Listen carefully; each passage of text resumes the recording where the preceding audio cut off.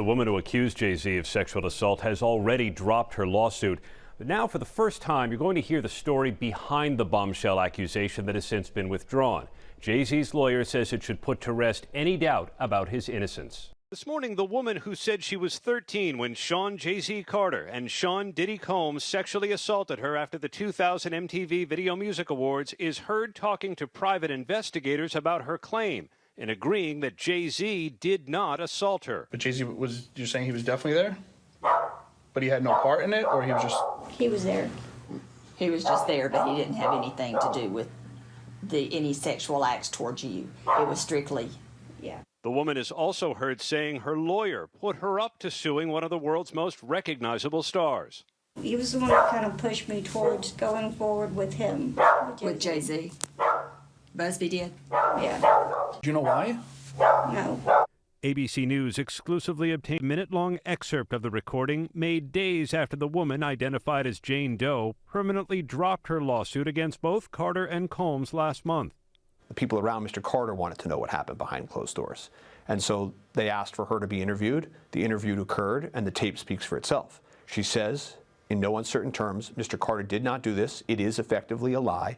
And the only reason Mr. Carter is even involved in this is because she was pushed to involve him, pushed to include him by a lawyer.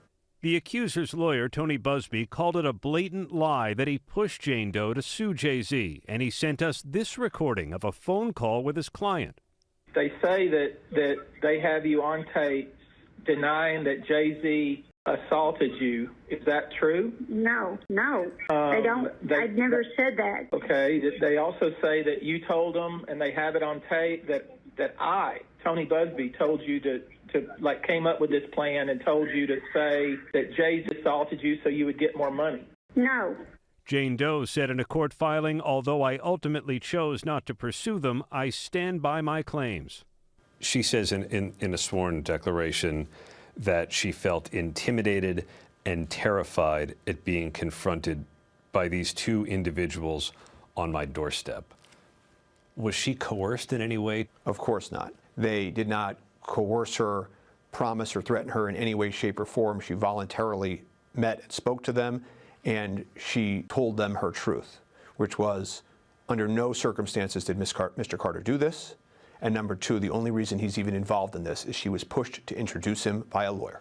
Does your client know Jane Doe? No. Ever met her? No, Mr. Carter doesn't know Jane Doe, never met Jane Doe. There's no truth to any of this. One of the world's best-selling artists with more than 140 million albums sold, Jay-Z is also husband to Beyonce and a father of 3. He vehemently denied the allegations at the outset. He spoke about the painful impact that they had, especially on his kids. How as a father, has he tried to handle this? It's tough to hear a false lie said about you, spread through the internet, and affecting your children. It's tough on him. It's tough on anybody. But what he does is he proves himself innocent.